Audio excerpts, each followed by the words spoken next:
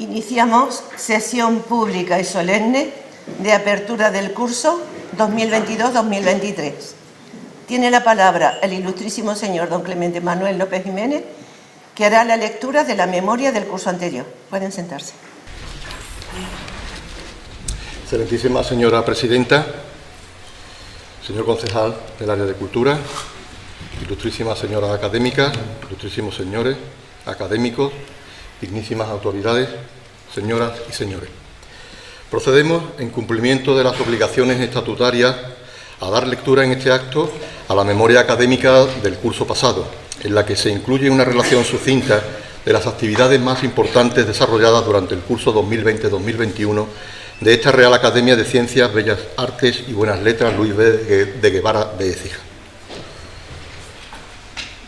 Este curso, abierto el 8 de octubre y finalizado el 16 de junio, no se libró de manera definitiva del azote pandémico proporcionado por la variante Omicron del SARS-CoV-2, causante de la enfermedad COVID-19, de forma que el rebrote sufrido desde finales de 2021 y comienzos del 22, aunque no con las repercusiones de los anteriores, paralizó temporalmente la labor iniciada hasta el punto que la Junta de Gobierno tuvo que acordar proseguir con las actividades programadas, pero adecuándolas a las circunstancias. Por ello, se consideró lo más sensato reanudarlas presencialmente a comienzos de marzo, retomando así nuevamente las sesiones públicas que afortunadamente pudieron seguir desarrollándose con normalidad. Sin embargo, esta se vio alterada nuevamente durante el mes de junio por la fortísima ola de calor que incidió de manera determinante en el adelanto en un par de semanas del último de los actos del curso académico, haciendo coincidir dicha clausura a mediados de junio con la sesión pública y solemne de ingreso como académico correspondiente del ilustrísimo señor don José María Raya Román. Estas alteraciones en el programa de actos no tuvo su traslación al resto de tareas propias de la institución, así las gestiones administrativas y de funcionamiento interno, fundamentales para el devenir de esta academia, fueron desarrolladas de manera constante por los miembros de la Junta de Gobierno dedicados a ello, cumpliendo diligentemente todos los requerimientos exigidos, entre otros por sus financiadores, utilizando para ello los únicos soportes informáticos dispuestos por la Administración andaluza para tal menester. Por otro lado, cumpliendo con los fines marcados estatutariamente al conjunto de academias andaluzas y para hacer llegar de una manera más amplia el resultado de los mismos a la sociedad, se ha seguido manteniendo activa la presencia en distintos medios de comunicación, para con ello llegar al mayor número de personas posible. Así, en nuestro canal en YouTube, de acceso libre, se disponen todos los actos académicos que se han realizado desde el curso 2014-2015 hasta el presente. Este compromiso de hacer llegar la labor de la academia a la sociedad, más allá de la presencia física en los actos, incide en el deseo de mostrar la disponibilidad en cuanto a la transferencia de la producción cultural desarrollada. En este sentido, es conveniente dejar constancia en esta memoria del hecho de que los actos realizados durante el curso académico 2021-2022 han alcanzado más de 1000 visitas en el sitio web antes mencionado, siendo igualmente muy numerosas las entradas en la red social Facebook, en la que se informó y se sigue informando de forma sucinta de los actos y sesiones celebradas a lo largo del curso. Estos hechos y datos nos ratifican en el compromiso de seguir por este camino, ampliando el recorrido a través de las nuevas vías que vayan abriendo las nuevas tecnologías de la información y comunicación. Por último, debemos hacer alusión al hecho de cómo durante este pasado curso, desde la Dirección General de Universidades, hoy integrada en la Consejería de Universidades, Investigación e Innovación, se vino trabajando en la elaboración de un decreto que regulara de forma general a las academias que desarrollaran sus funciones en Andalucía y que en última instancia realizan una labor pública que beneficia al conjunto de la sociedad. La participación de las academias en este proceso de reforma estatutaria se hizo a través de reuniones y presentación de alegaciones por parte del Instituto de Academias de Andalucía, del cual forma parte la ECIJANA. Nuestra presencia en los plenos de dicho instituto, donde se trató esta cuestión, nos hizo partícipes de los acuerdos y desacuerdos con los planteamientos de dicho decreto, que por otro lado quedaron sin concluir. Sin más dilación, pasamos a relatar la vida académica del curso 21-22. Apertura del curso académico. El viernes 8 de octubre de 2021 tuvo lugar en el Salón de Actos del Museo Municipal la solemne apertura del curso, siendo el acto iniciado con unas palabras de la excelentísima señora doña Concepción Ortega Casado, presidenta de la Real Academia, tras lo cual se procedió a la lectura de la memoria del curso anterior a cargo del ilustrísimo señor don Miguel Aguilar Jiménez, secretario de esta corporación. Tras ello siguió la conferencia inaugural titulada Emilio Pardo Bazán en su centenario, Emilia Pardo Bazán en su centenario, 1851-1921, la pasión por la literatura, a cargo del ilustrísimo señor doctor don Miguel Cruz Giraltes, profesor asociado de Literatura Española de la Universidad de Sevilla y académico correspondiente de esta corporación. Fue presentado por el ilustrísimo señor don Fernando del Pino Jiménez, académico numerario de esta academia. Ingreso de académicos. A lo largo del curso tuvieron lugar los ingresos de los siguientes académicos correspondientes. El 30 de octubre tuvo lugar la sesión pública y solemne de ingreso como académico correspondiente de la ilustrísima señora doctora doña Trinidad Sánchez Muñoz, catedrática de Lengua y Literatura en Enseñanzas Medias e investigadora, que pronunció el discurso de ingreso titulado Agravio a Ana Caro. Su presentación fue realizada por el ilustrísimo señor don Vicente Mazón Morales, académico numerario. Iniciada la primavera, el 25 de marzo de 2022 se celebró el solemne acto de ingreso como académico correspondiente del ilustrísimo señor doctor don Antonio Carvajal Milena, poeta, profesor titular de métrica de la Universidad de Granada y Premio Nacional de Poesía, que pronunció el discurso de ingreso Genil, Río de Versos. Fue presentado por la excelentísima señora doña Concepción Ortega Casado, presidenta de esta academia. El 20 de mayo de 2022 tuvo lugar el ingreso como académico correspondiente del ilustrísimo señor don José María Palencia Cerezo, exdirector del Museo de Bellas Artes de Córdoba y académico numerario de la Real Academia de Córdoba, que pronunció el discurso Dibujos sevillanos del siglo XVII del Museo de Bellas Artes de Córdoba. Fue presentado por el ilustrísimo señor don Cristóbal Cordero González, académico numerario.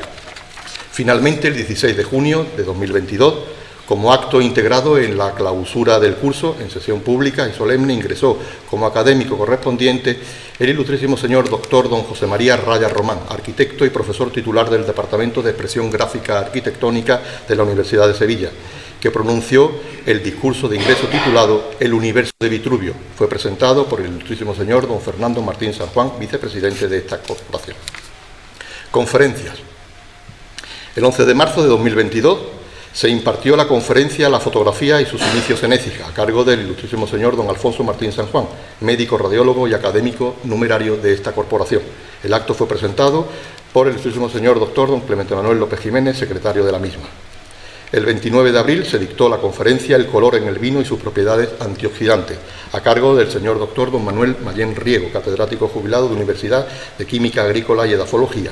Fue presentado por el ilustrísimo señor doctor don Clemente Manuel López Jiménez, secretario de esta corporación. Tras el acto académico y por deferencia de Bodegas Navarro de Montilla, se procedió a la degustación de una selección de vinos de la tierra.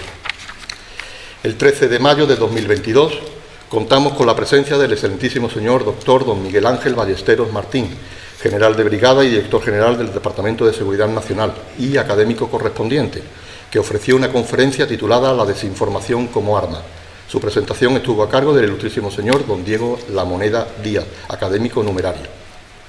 Por último, el 9 de junio de 2022 tuvo lugar la conferencia Nebrija y la literatura de su tiempo, dictada por el ilustrísimo señor doctor don Miguel Cruz Giralde.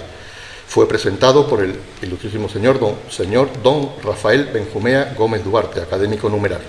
En el mismo acto tuvo lugar la presentación del libro Ensayos y estudios ecijanos, del que es autor el propio conferenciante. Presentación de publicaciones y otros actos. Cronológicamente fueron los siguientes.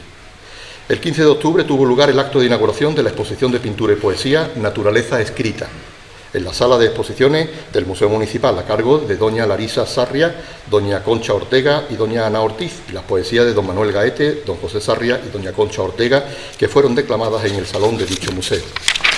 El 26 de mayo se llevó a cabo la presentación del libro Vintage, Tiempo sobre vinilo, ganador del 5º concurso de poesía Noches Poéticas de Bilbao 2021 y del que es autora la ilustrísima señora doña Rosa Díaz, escritora y académica correspondiente de esta corporación.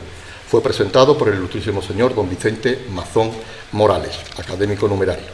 2 días después, el 28 de mayo, se celebró la solemne misa funeral ofrecida por la parroquia de Santa María Nuestra Señora y Santa Bárbara, junto con esta Real Academia, por el eterno descanso de su eminencia reverendísima Fray Carlos Amigo Vallejo, cardenal arzobispo emérito de Sevilla y académico de honor de esta corporación, que tuvo lugar en la iglesia de la Limpia Concepción de Nuestra Señora Los Descalzos.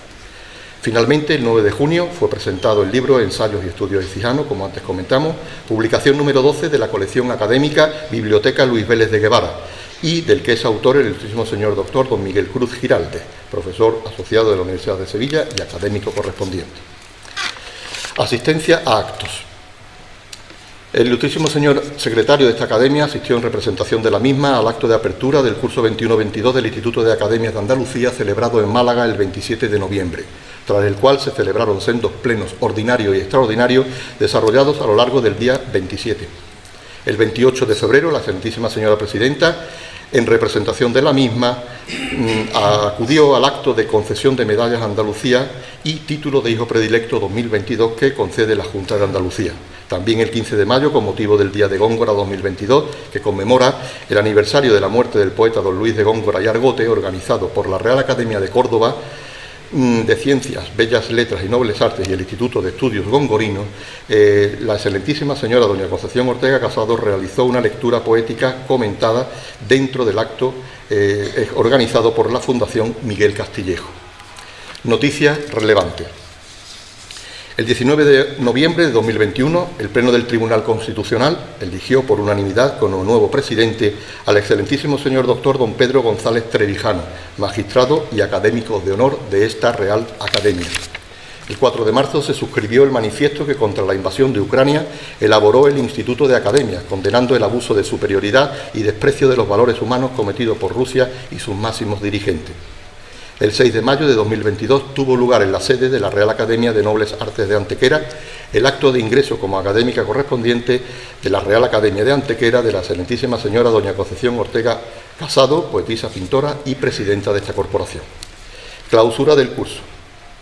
Por último, el curso se cerró el 16 de junio, celebrándose el acto solemne de clausura en el lugar que nos encontramos hoy día y por decisión de la Junta de Gobierno se inició el mismo con el ingreso como académico, presentación y conferencia anteriormente mencionada del ilustrísimo señor doctor don José María Raya Román, cerrando el acto las palabras de la excelentísima señora doña Concepción Ortega Casado, presidenta de esta corporación. Sin más cuestión, aquí se cierra la memoria de este curso. Gracias.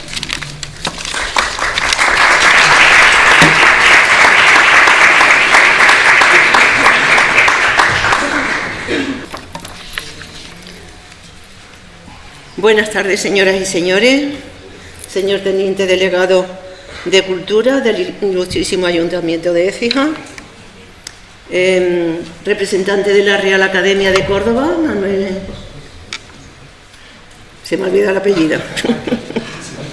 Bueno, es para esta academia un honor contar hoy con la presencia del Teniente General, excelentísimo señor don Francisco Gampámpor, y agradecemos muy efusivamente la generosidad que ha tenido al aceptar tan amablemente dictar la conferencia inaugural de nuestro curso académico, haciendo un hueco en sus numerosísimas actividades.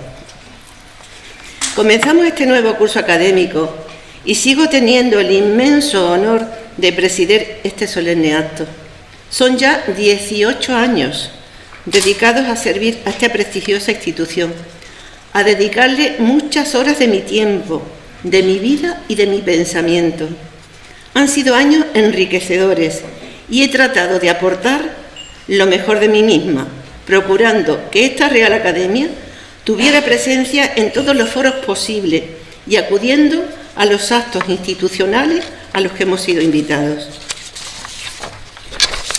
Nos sentimos orgullosos de que cada académico brille con luz propia y nos ha entusiasmado realizar proyectos compartidos.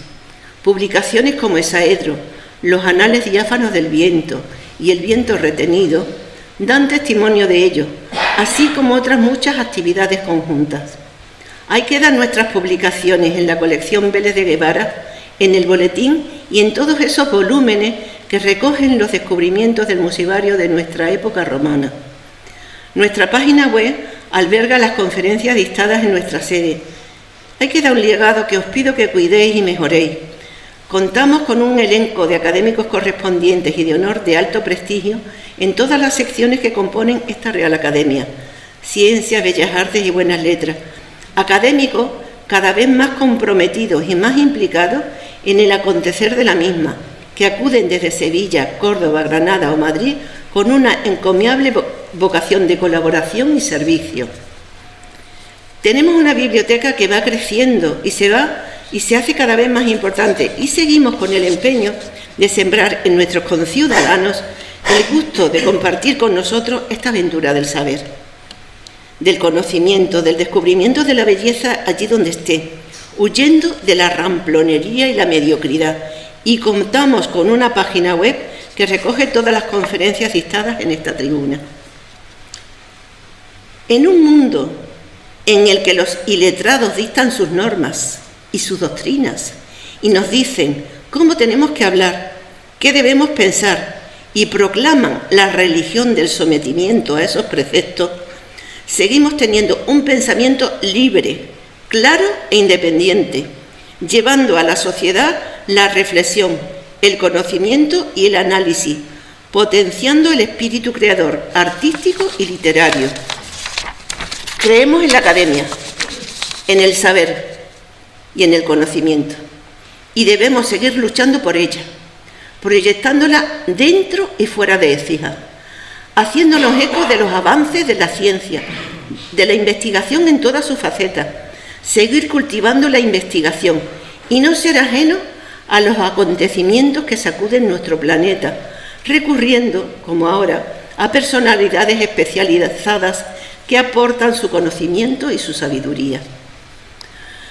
Reitero mi agradecimiento y la de esta corporación al excelentísimo señor Teniente General don Francisco Gampampol, que dictará la conferencia sobre esta guerra que nos aterra, nos sobrecoge y nos llena de temor e incertidumbre. ¿Cómo se puede, en pleno siglo XXI, arrasar un país y masacrar a sus habitantes? ¿Es que la historia no nos ha enseñado a ser más dialogantes y civilizados? Recientemente, leyendo La corona de hierba de Colin McCullough, comparaba la situación que ahora se vive en Ucrania con las atrocidades de Mitrídates, rey del Ponto, incluso con la matanza de itálicos que llevaron a cabo Sila y Cayo Mario para no reconocerlos como ciudadanos romanos. Esa crueldad y falta de compasión que masacraba a ancianos, mujeres y niños sin ninguna piedad y que pensábamos eran cosas de tiempos más bárbaros e impíos, se están repitiendo ahora con este nuevo Mitrídates o Sila, llamado Putin, y nos estremecemos al ver escuelas, guarderías y edificios civiles destruidos y con ello la vida de sus habitantes. No hay un tope a su ambición y crueldad y vemos con estupor que no hay nada que lo pare, que no repara en vidas humanas, ni ucranianas ni rusas, y llama terroristas a los que se defienden, a los que sufren la tragedia de esta guerra. ¿Hasta dónde será capaz de llegar? Esta conferencia la abordamos con esperanza y también con temor, con el deseo de escuchar de nuestro conferenciante las palabras mágicas que deshagan esta maldición, este maleficio que ha caído sobre el planeta y que es capaz de destruirnos a todos. Tiene la palabra el ilustrísimo señor don Diego La Moneda, que hará la presentación de nuestro invitado. Muchas gracias.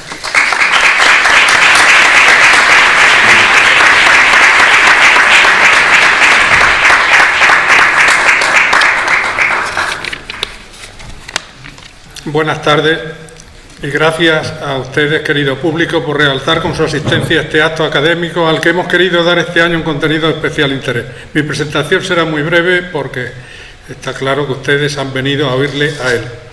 Permítanme solo recordar que nuestra academia viene mostrando su atención por la defensa nacional en diversos actos y este va a ser uno de ellos, porque esta guerra nos ha puesto frente a la realidad.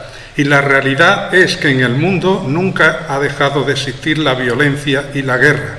Ocurría que no nos afectaba y no queríamos verla. Y también ha descubierto nuestra vulnerabilidad, porque Europa es la zona del mundo con mayores libertades y progreso, y un objetivo evidente para el ataque de unos y el interés de otros en debilitarla. Y no tiene defensas exclusivas, y muchos países propios la banalizan. Banalizar la defensa, o peor, estigmatizarla, es la forma más segura de dejar a la sociedad desamparada, porque solo tienen oportunidad de sobrevivir en la vorágine del mundo actual los pueblos comprometidos en su defensa.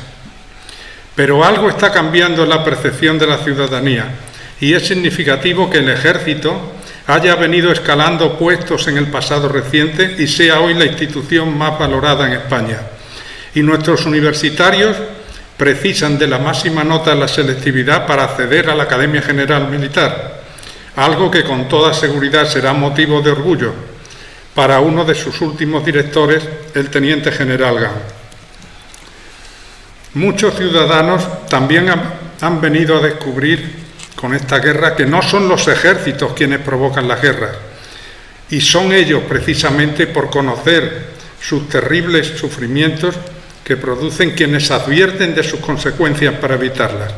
Así vemos cada día la prudencia en el análisis de la contienda por parte de los expertos militares como el general Gant, en contraste con opinadores que defienden solo información favorable a argumentos ya preconcebidos. Y es que transmitir al ciudadano una información veraz es un servicio público de primer orden en estos momentos, porque la necesita para poder ejercer la libertad de pensar por sí mismo, sin que lo hagan por él los demás. Este es el objetivo de este acto. Y para hacerlo, respecto a la guerra de Ucrania, tenemos el honor de contar con el que hemos considerado mejor analista de este conflicto, el teniente general Gant, que a pesar de que se le demanda en muchos lugares, como ha dicho nuestra presidenta, ha tenido la generosidad de estar aquí con nosotros. Lo hemos visto en las principales cadenas de televisión y radio comunicar con sencillez asuntos muy complejos y con la honestidad que requiere la guerra moderna, donde la desinformación juega un papel esencial. Francisco José Gant Pampol nació en Figueras en 1958, pertenece a la 35 promoción de la Academia General y al Arma de Infantería. Sus destinos fueron durante años las unidades de montaña. En ellas tuvo mandos y responsabilidades diversas, llegando a ser jefe de un regimiento de cazadores de montaña, que es como se llama las tropas que viven y combaten en terrenos montañosos de nieve y frío extremos. Y estando en ella formó parte del mejor equipo militar de alta montaña que ha existido y de una época que marcó un hito en el deporte español de la montaña. Porque él, José Gant Pampol, es el único español en la historia y uno de las 5 personas en el mundo en haber alcanzado las 3 cimas de la Tierra. Coronó el Everest en 1992, el Polo Sur a pie en 1995 y el Polo Norte 4 años después a pie también. Y entre estas hazañas, otras menos conocidas. Por cierto, mi general, para completar el círculo, no sé si sabes que el récord más mundial de profundidad en cimas es sevillano. Se llama Sergio García Dils. Lo digo porque lo tenemos aquí delante. Él es el récord mundial de profundidad. Son 5 récords mundiales seguidos los que tiene. Así que entre los dos tenéis totalmente el círculo cerrado. El general Gant ha tenido importantes responsabilidades en misiones de mantenimiento de paz. Participó como jefe de operaciones en la Agrupación Táctica Aragón, en la misión de Naciones Unidas en Bosnia-Herzegovina. Fue jefe de operaciones de la Operación Spabri en Bosnia-Herzegovina también. Y allí, por cierto, he leído que ha dicho que fue testigo del exacerbar de un nacionalismo que acaba llevando a matanzas y limpiezas étnicas de vecinos y familias consanguíneas, pues le emocionó. Fue jefe de Estado Mayor de la Brigada Multinacional Oeste en Kosovo y jefe del equipo de reconstrucción provincial en Kuala Namu. Fue nombrado director de la Academia General, como ya se ha dicho, y más tarde director del Centro de Inteligencia de las Fuerzas Armadas. Al ascender a teniente general fue nombrado general jefe del Cuartel General Terrestre de alta disponibilidad. Es diplomado de Estado Mayor y tiene otros muchos diplomas y máster militares y civiles. Es licenciado en Ciencias Políticas y Sociología y fue investido doctor honoris causa por la Universidad Católica de Valencia. Posee las más altas condecoraciones militares españolas en tiempo de paz y también de otros países, y desde luego de la ONU y la OTAN. Es profesor invitado en las principales universidades y escuelas de negocios y publica en revistas especializadas sobre temas de liderazgo, geopolítica e inteligencia. Y nada más, gracias por estar aquí, mi general. El tiempo es tuyo.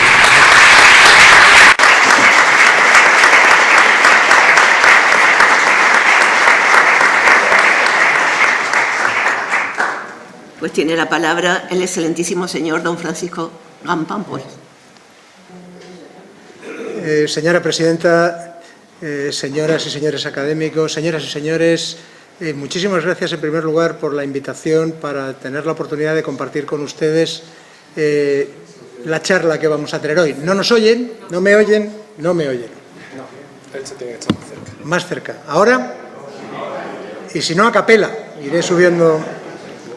Les decía que muchísimas gracias, que para mí es un honor tener la oportunidad de compartir con todos ustedes un punto de vista sobre una situación que a todos nos tiene realmente acongojados, ¿no?, que es el devenir de un conflicto que ha adquirido una proporción inimaginable en este primer tercio del siglo XXI, ¿no?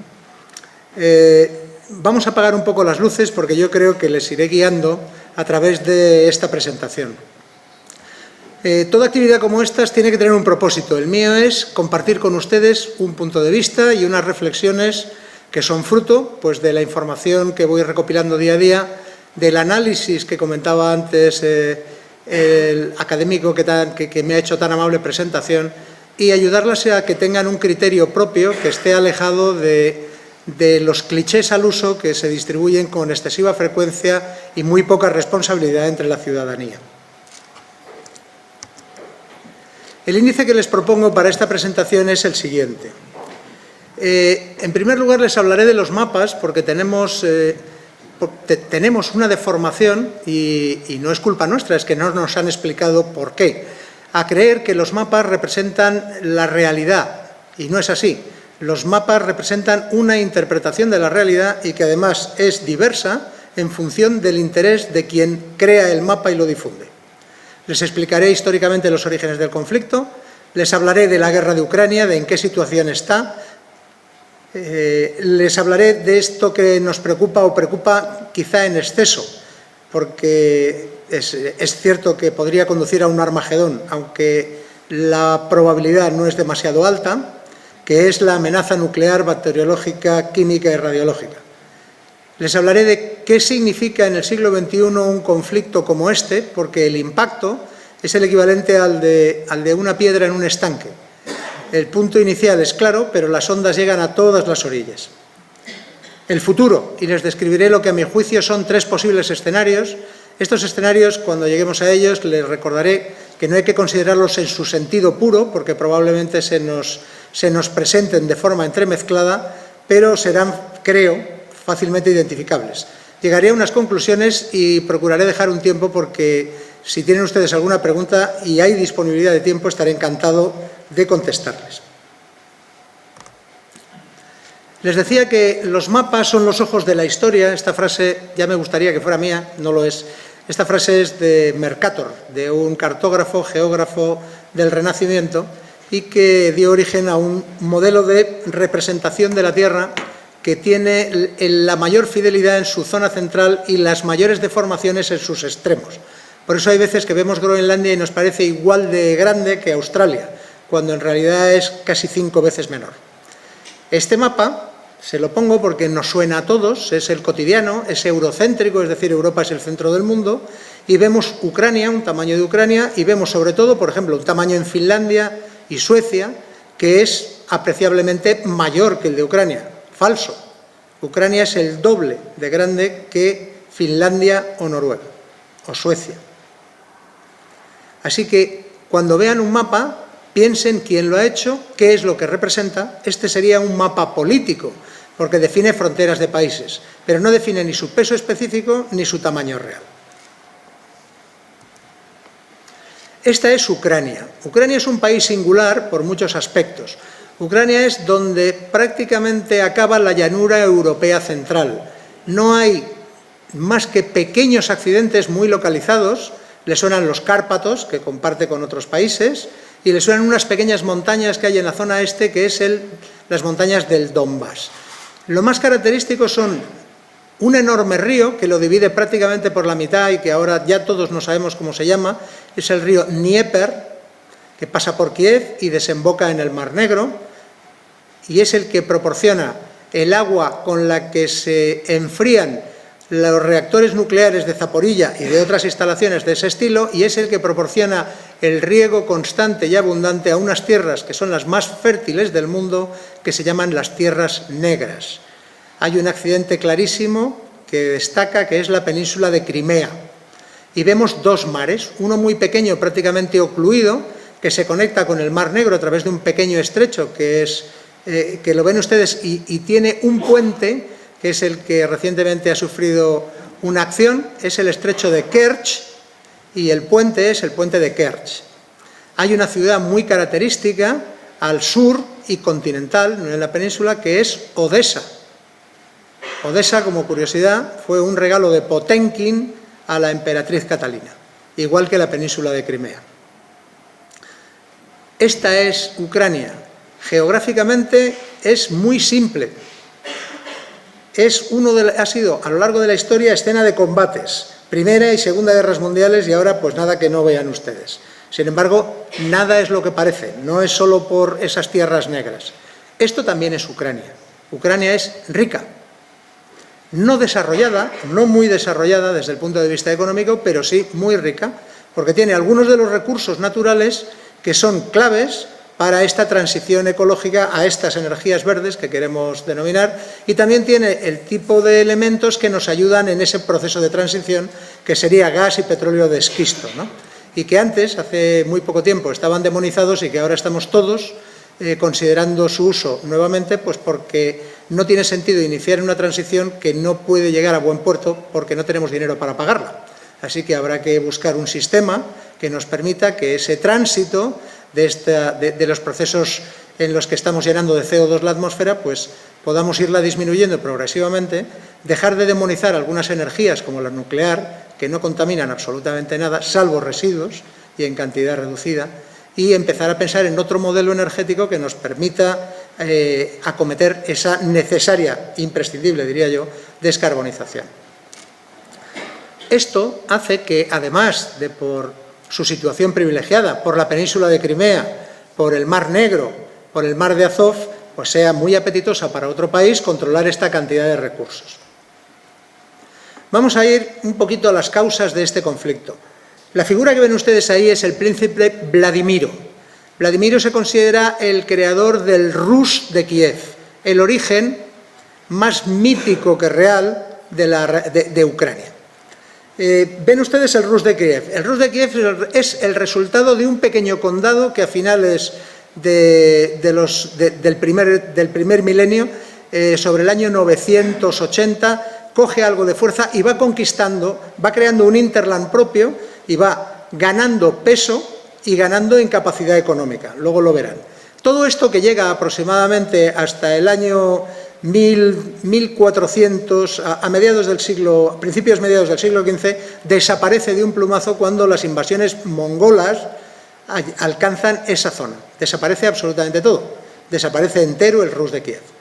Sin embargo, poco tiempo después y más al norte aparece el Zarato de Moscú. Por primera vez hablamos de Moscú, que hasta ese momento era una aldea insignificante, y empieza a coger peso específico, y no es una causa menor de ese peso específico que, como se ha producido el cisma de Occidente, la Iglesia bizantina va a sucumbir con las invasiones otomanas, pues se considera la Roma de Oriente.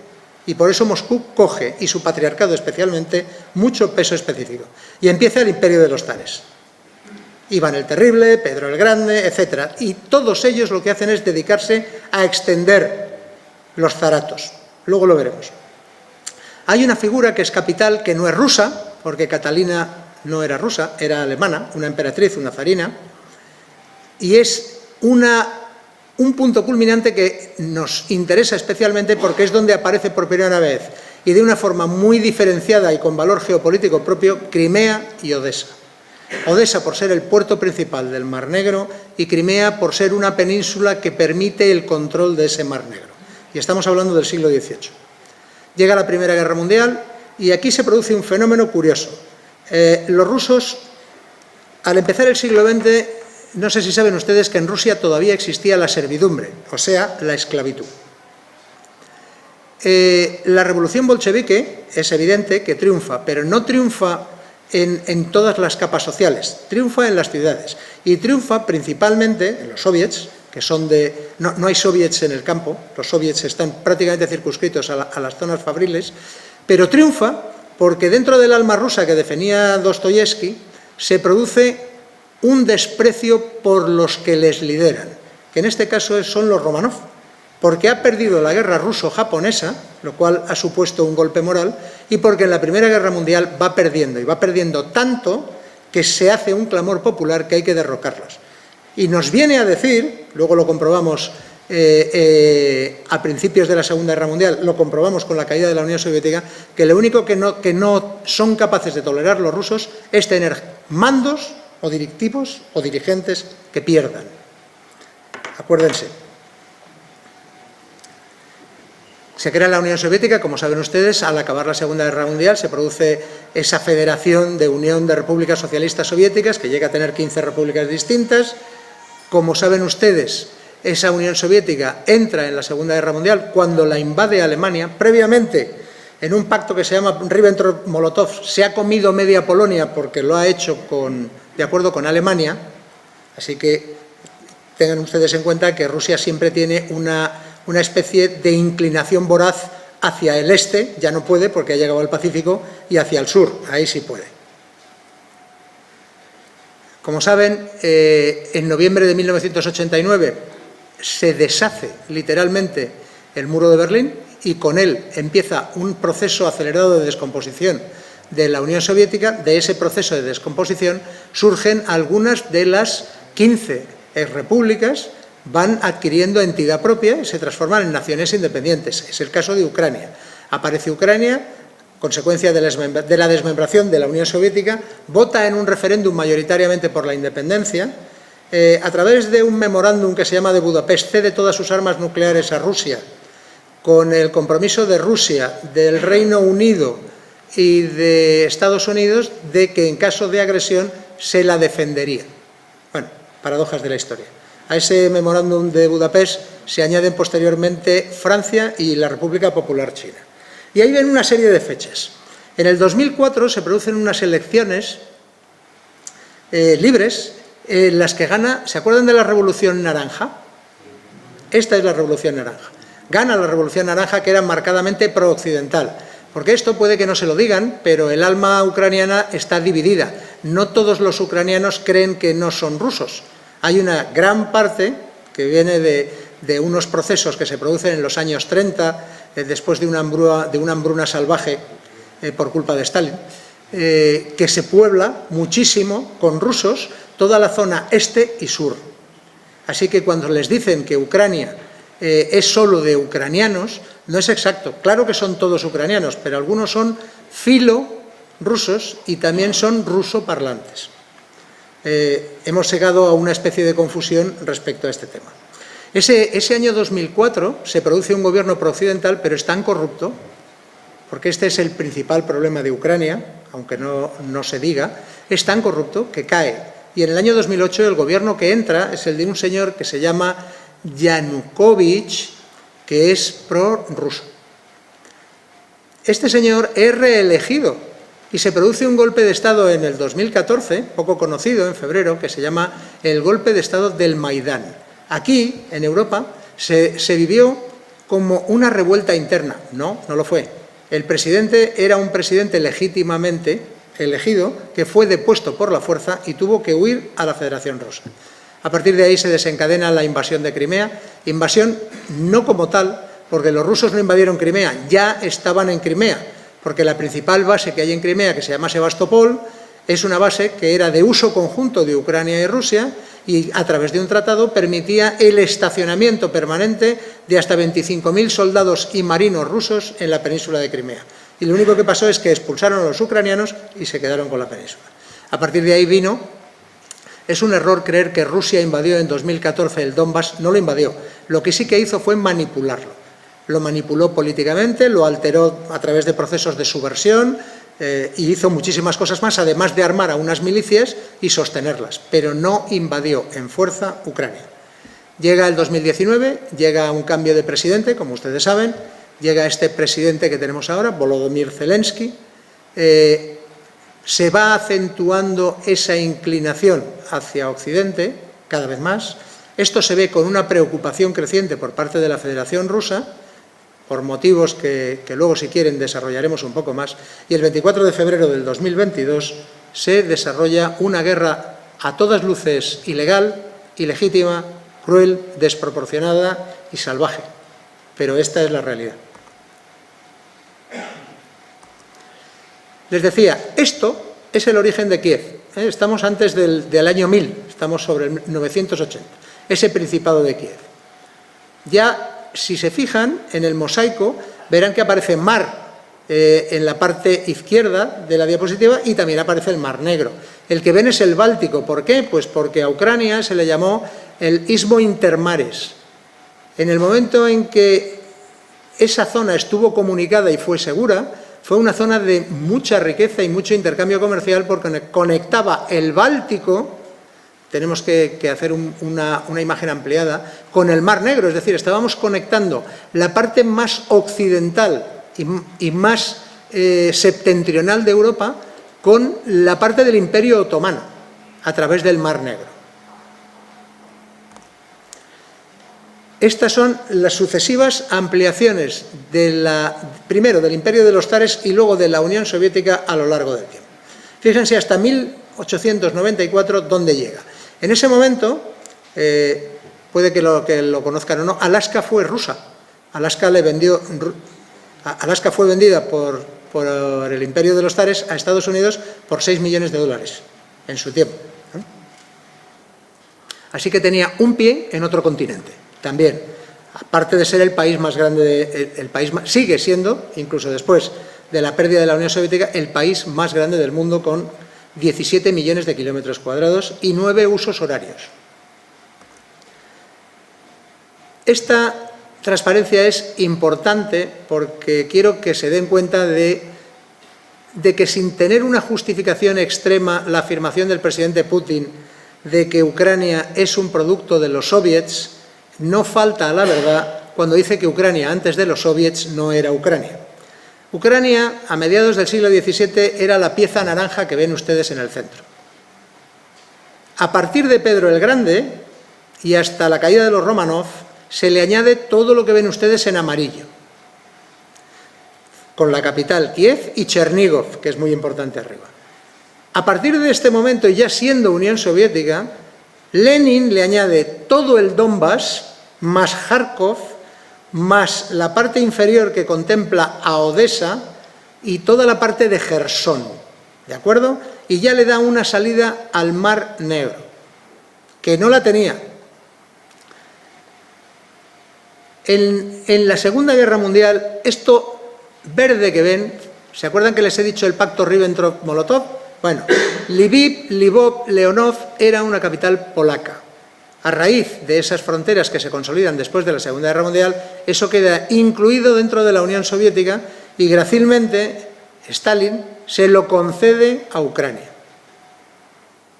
Y por último, la manzana de la discordia, la verdadera, es que la única salida a mares cálidos que tiene la Federación Rusa, porque las demás son a mares congelados, es a través del Mar Negro y su puerto más importante es Sebastopol. Y esto se lo da Nikita Khrushchev, siendo primer secretario del Partido Comunista, a Ucrania, segregándoselo a Rusia, que era la República Socialista de la que Ucrania era parte. ¿De acuerdo? Este mosaico es importante. Bueno, esta es la Unión de Repúblicas Socialistas Soviéticas, para que se hagan ustedes una idea de desde dónde iba y todo lo que era capaz de abarcar. Está Asia Central, luego la hemos visto desaparecer, ¿no?, después de la caída de la Unión Soviética. Ahora viene una percepción que yo les recomiendo que sean ustedes asépticos, al margen de que ya les digo que es injustificable lo que ha hecho la Federación Rusa y que son crímenes de guerra y que pagarán por ello. Pero ahora vean ustedes el otro lado de la colina. Miren, esto era Europa a mediados, entrando el último tercio del siglo XX. Todo lo que ven en azul era o países que pertenecían a la OTAN o alguno de ellos que era neutral, como por ejemplo Yugoslavia, pero era un estado comunista. Y había estados que eran neutrales, como por ejemplo Suiza y Austria. España ingresa, como ustedes saben, en los 80 y ahora mismo pues hay otros dos países que, como sabemos, van a ingresar porque se ha aprobado por esos países y se ha refrendado prácticamente, aún todos no, pero por todos los países miembros, los parlamentos han dicho que sí al ingreso de Suecia y Finlandia. Bien, esto era en el 68. Esto, si añaden ustedes Suecia y Finlandia, es decir, lo que queda de la península escandinava, es como estamos ahora. Ahí están viendo países que no existían Estonia, Letonia, Lituania, Checoslovaquia era un solo país, Chequia y Eslovaquia. Todo eso eran repúblicas socialistas soviéticas. Lo que ven en amarillo, que es Ucrania, era una república socialista soviética. Debajo ven otro mordisquito, que es la zona de Abjasia, Georgia, que también era una república soviética. Georgia, Armenia y Azerbaiyán, el Cáucaso. Así que, si ustedes estuvieran en el otro lado, ¿qué es lo que estarían pensando que está ocurriendo? Que cada vez tienen menos espacio físico con aquellos que forman una alianza político-militar opuesta a sus intereses. ¿De acuerdo? Entramos en la guerra de Ucrania. Decía el académico que me ha presentado que la guerra no la hacen los militares, la guerra la ejecutan los militares, las guerras las inician y las terminan los políticos. Este señor, que ya lo conocen, tenía un objetivo político. El objetivo político más probable, porque exactamente no lo sabemos, pero el más probable, era que quería colocar a Ucrania bajo la órbita de la Federación Rusa en los aspectos políticos y económicos, de tal manera que en ningún caso pudiera aproximarse ni a la parte económica en detrimento de los intereses de la Federación Rusa, es decir, a la Unión Europea, ni a la parte político-militar, creando una zona buffer o zona colchón o estado tapón entre un bloque y el otro. Eso es lo que quería que fuera Ucrania. Esto, el mando político se lo pasa a la gente que hace el planeamiento estratégico. Aquí sí que hay militares. No son todos militares, porque a este nivel funcionan todos los ministerios. Todo el mundo aporta personal, porque lo que van a leer necesita acciones en muchos campos, no solo en el de las armas y sobre el terreno. Había, por tanto, que crear una debilidad económica a Ucrania, había que hacerla dependiente de la Federación, particularmente en suministro energético. Ucrania ha ido sufriendo, al igual que Europa, sucesivos cierres de los gasoductos en función de las oscilaciones políticas que se han ido produciendo.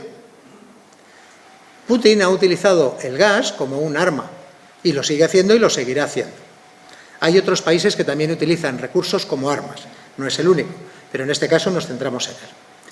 Le hace dependiente también en energía eléctrica. ¿Por qué? Pues porque en el momento en que alguna de las plantas de producción masiva, como la de Zaporilla, deje de prestar servicio o simplemente se paralice, pues le quita un 20% de la capacidad de producción de energía, ¿no? Negarle la salida al Mar Negro. Si le niega la salida al Mar Negro, la estrangula económicamente, porque lo que exporta Ucrania mayoritariamente son elementos granel, elementos de mucho volumen y peso, y necesitan fletes marítimos, porque los terrestres los encarecen enormemente. Y eso solo se puede hacer, en el caso de Ucrania, a través del Mar Negro. Una parte a través de Odesa, pero otra parte a la zona de Mariupol, Melitopol, porque también salía por el Mar de Azov. Y esto, si se cierra, pues se estrangula económicamente a Ucrania. Si se le segrega además territorialmente la parte que era rusófona y rusófila, que equivalía a grosso modo a una zona de Kharkov noreste, la zona este, Lugansk, Donetsk, la franja que une esto por la parte sur con la zona de Odesa y la península de Crimea, pues le quitaba prácticamente un 25% del tamaño de su país, se garantizaba el negarle la salida al mar y lo dejaba en unas condiciones bastante penosas, porque parte de las tierras negras, esas que les decía que tienen unas cosechas extraordinarias y son muy fértiles, también están en el Donbass. ¿Se acuerdan del mapa de Ucrania que les he dicho? El río Dnieper parte Ucrania en dos. Bueno, pues inicialmente créanse que lo que pretendía era alcanzar el Dnieper y dejar una parte continental de Ucrania aislada y la otra parte quedársela e incorporarla a la Federación Rusa. Ese podía ser el objetivo estratégico inicial. Y luego hay otra parte que es bastante desconocida, que está en Moldavia, es una parte que existe entre Moldavia y Ucrania, que se llama Transnistria, que no la reconoce nadie, pero que es fruto de un conflicto congelado que se inicia en el año 92, cuando Moldavia quiere unirse a Rumanía y acercarse a la órbita europea. Ya entonces la Federación Rusa provoca un conflicto interior, manda fuerzas, hay fuerzas rusas estacionadas en Transnistria y mantiene un conflicto congelado. Transnistria ahora mismo es un estado no reconocido, pero es prorruso. Su mando político es prorruso. Y Visto todo esto, pues claro, ahora sí entran los militares en función, ¿no? Y entonces se produce todo lo que le hubiera gustado que ocurriera y que no ha ocurrido. Quería que las Fuerzas Armadas de Ucrania perdieran su capacidad de combate, que no tuvieran ni capacidad ofensiva ni defensiva y que fueran poco menos que una Guardia Nacional disminuida y sin capacidad de combate. Quería degradar completamente su estructura militar, puertos, aeropuertos, depósitos, bases, etcétera, controlar todos los centros productores de energía eléctrica, tanto la nuclear como la convencional, porque controlando la energía de un país se controla la supervivencia del país. Lo estamos viendo ahora que se están atacando las centrales eléctricas y se está degradando muchísimo la vida de la población. Hay 1/3 de la población ucraniana ahora mismo sin luz. Quería controlar las ciudades principales. La capital, Kiev, porque controlando la capital producía la caída inmediata del gobierno, colocar un gobierno títere favorable a sus intereses y acabar la guerra, esa hipotética guerra relámpago, que, como vemos 8 meses después de relámpago, no tiene absolutamente nada, ¿no? Quería Kharkov, porque era la capital más rusófona en aquel momento de toda Ucrania. Mariupol, por la capacidad que le da de controlar el mar de Azov y el estrecho de Kerch, y probablemente Odessa, porque era el mejor puerto de todo el Mar Negro. Los medios de comunicación pública, porque es la forma de generar un pensamiento único, es cuando no hay pensamiento crítico, cuando solo hay una línea de pensamiento y una línea de información y no tenemos ninguna otra fuente para poder establecer pruebas de falsación, generar criterios propios, pues hemos conseguido lo que queremos, que se alineen con nuestra forma de ver el conflicto. Para eso se tienen los medios de comunicación, las tecnologías de la información y las comunicaciones, la penetración en redes, toda esa inmensa cantidad de palabras nuevas que lo único que hacen es decir que lo que se hace es ejercer la propaganda, la falsificación, las medias verdades por todos los medios y en todas las plataformas. Sirven los bots, sirven los trolls, sirven todas estas palabrotas que nos dicen. Es exactamente lo mismo, es agitación y propaganda. Agitpro, palabra de origen soviético. Quería, y no lo ha conseguido justo lo contrario, lograr el apoyo de la mayor parte de la población, la rusófona fundamentalmente, pero también otras, porque en Ucrania no hay solo 2 divisiones, hay alguna más. Y por último, quería controlar el ciberespacio en el ámbito de Ucrania, es decir, negar la posibilidad de utilización de Internet, por ejemplo, en toda Ucrania, cosa que consiguió inicialmente, pero que luego, como este mundo es tan cambiante, una persona, Elon Musk, con un sistema propio suyo de microsatélites a baja cota, que se llama Starlink, le proporcionó enlace vía satélite. Este dominio, que nos es poco familiar, es donde más noticias corren, más rápido y más efectivo es a la hora de crear y sostener un relato. Esto es el ciberespacio. Hay casi 8.000 millones de personas, de las cuales 2/3 tienen como fuente de información única sus teléfonos móviles. Hay un 62% que utiliza Internet, normalmente por cuestiones laborales e informativas, y hay pues prácticamente un 60% que son activos como usuarios de redes sociales. Así que no se sorprendan si el quinto jinete del apocalipsis es la desinformación.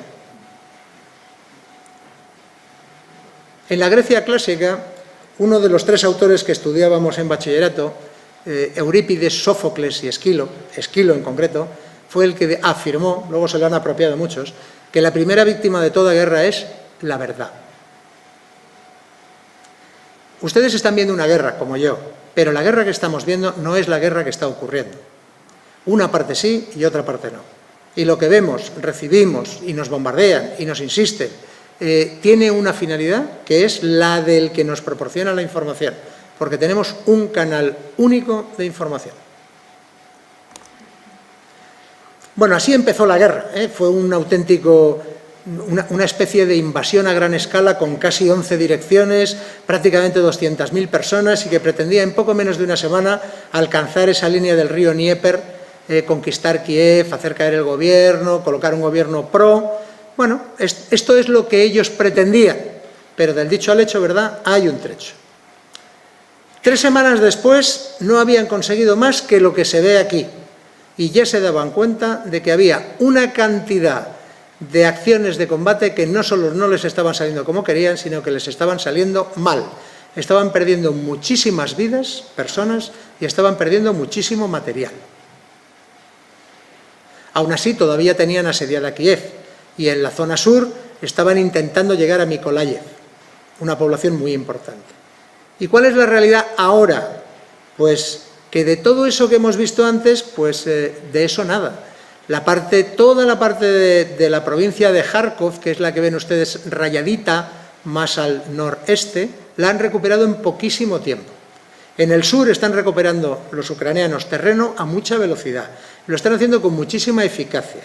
Han realizado operaciones militares brillantes, con iniciativa, audacia, basándose en la sorpresa y, evidentemente, apoyados casi incondicionalmente por los países de la OTAN y de la Unión Europea y otros, en armamento, material, equipamiento, dinero e instrucción.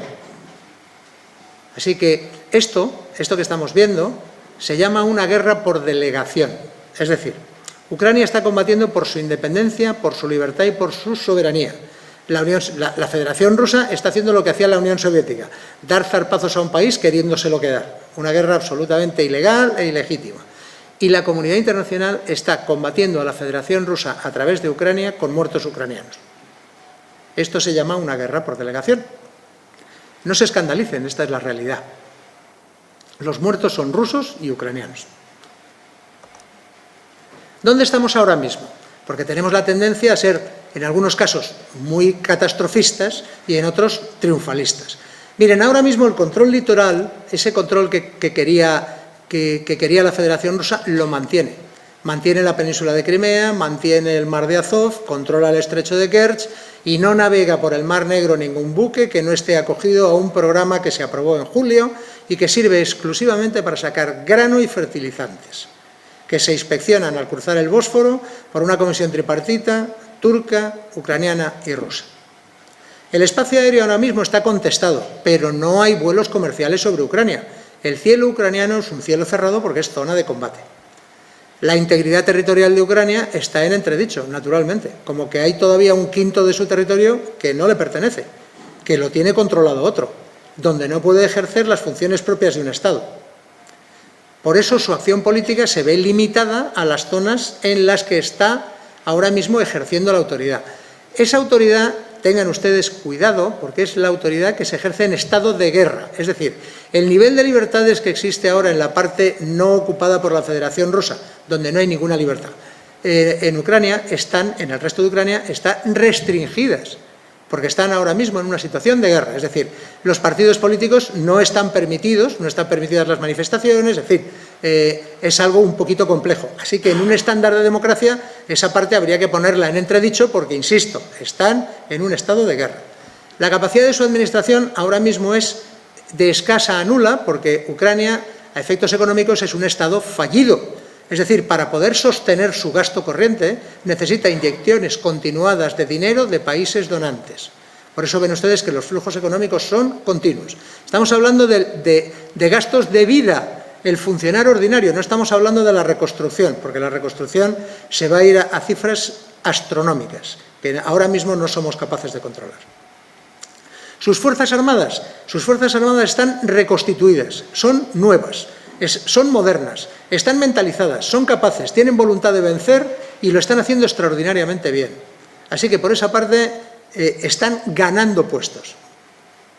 Están ganando espacio, están ganando tiempo y están ganando efectividad.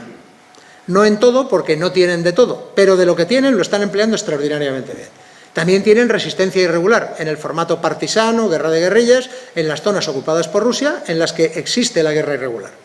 La OTAN y la Unión Europea apoyan la OTAN incondicionalmente y la Unión Europea casi incondicionalmente lo que está el proceso de ayuda, tanto en armamento como en material, como económico, a Ucrania. Y la comunidad internacional pues sostiene una postura, entendiendo por comunidad internacional dos cosas que son distintas. Una es lo que nosotros llamamos Occidente, o pensamiento occidental, en el que prácticamente todos los países apoyan a Ucrania, y otra cosa es lo que se ha venido a llamar el sur global. El sur global, que representa pues casi el 60% de la humanidad no piensa lo mismo que Occidente.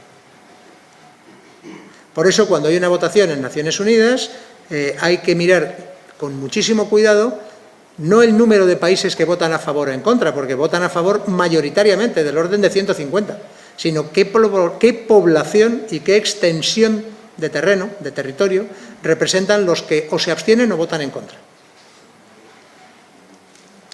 No hay una postura unificada, esa es la conclusión.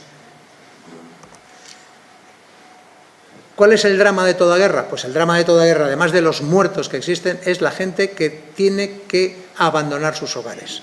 O bien porque tiene que refugiarse en otros países. El término refugiado se aplica al que pierde su forma, su medio de vida y su lugar, y tiene que salir del país porque el país no lo puede acoger. Es un modelo de diáspora. Y luego está el modelo desplazado, que es dentro del país, tiene que dejar la zona en la que vive, pero puede desplazarse a otras zonas donde se le puede acoger y se le puede sostener mínimamente, siempre en malas condiciones, porque las guerras son siempre espacios donde la carestía de los alimentos, la dificultad de la prestación de apoyo sanitario, etcétera, pues son evidentes, ¿no? Esto es lo que hay. 6 millones de ucranianos viven ahora fuera de Ucrania, 8 millones de ucranianos no viven donde vivían, lo que significa que 14 millones de ucranianos, un tercio de su población, que era aproximadamente 46 millones al empezar la guerra, no está haciendo lo que tiene que hacer, no puede vivir donde quería y no tiene los medios de vida que tenía antes de empezar la guerra. Este es el tamaño de esa tragedia. Cuando hablamos de la amenaza nuclear, bacteriológica, química y radiológica, ¿de qué hablamos? Pues hablamos del empleo de las armas nucleares, ¿no? Es algo que creíamos ya olvidado después de la barbarie de haberlas visto emplear sobre ciudades en Hiroshima y Nagasaki en el año 1945. Hablamos, en este caso, no hablamos del Armagedón, del fin de los tiempos, ¿no? No hablamos de una guerra nuclear total, aunque el arma nuclear tiene un problema, y es que se sabe en qué momento empieza a utilizarse, pero no se sabe en qué momento va a poder dejar de utilizarse.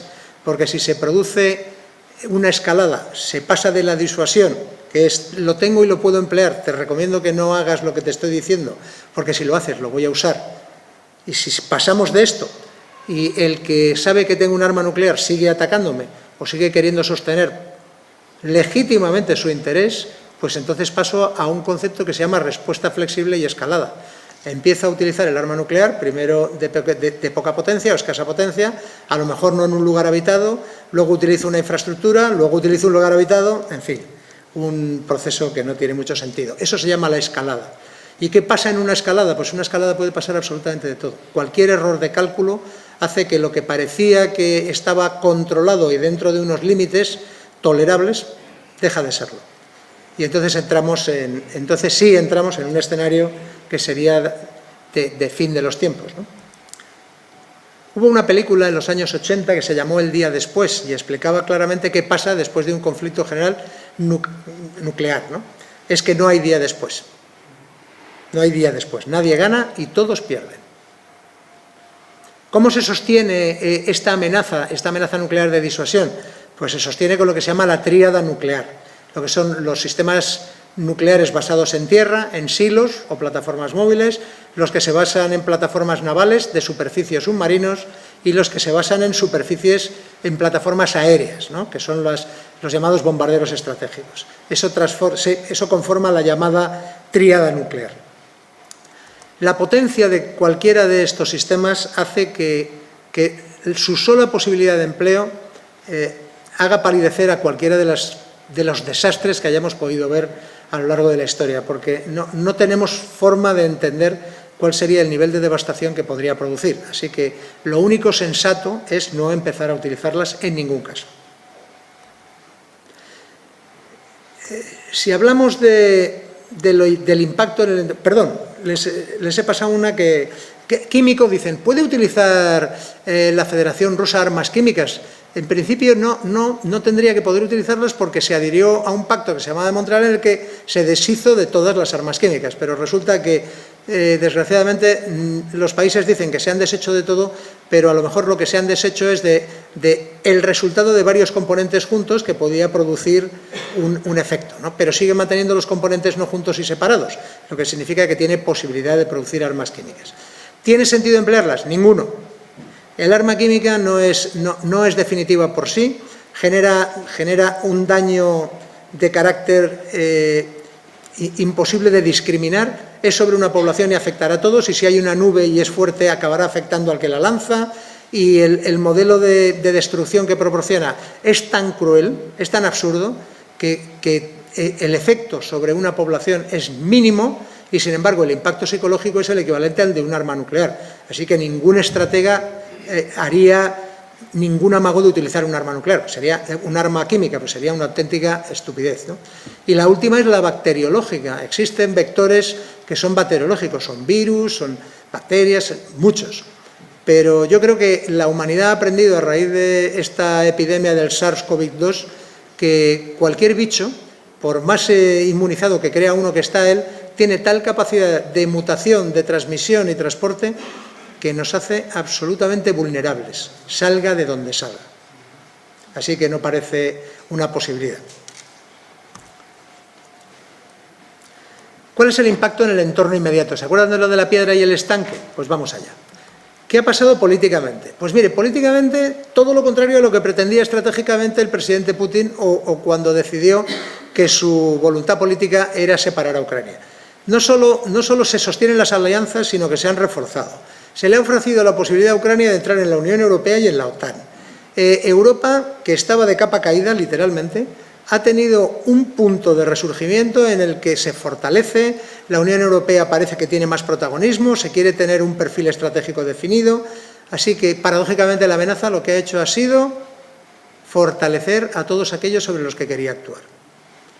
Además, lo que eran antiguas repúblicas de la Unión Soviética, particularmente las de Asia Central y las del Cáucaso, Georgia, Armenia, Azerbaiyán, Kazajstán, Turkmenistán, Uzbekistán, Kirguistán y Tayikistán, estaban poco menos que patroneadas por la Federación Rusa, en el sentido de que se mantenía el orden en su interior bajo ese paraguas de asistencia, fuerza o presencia que podía hacer la Federación Rusa.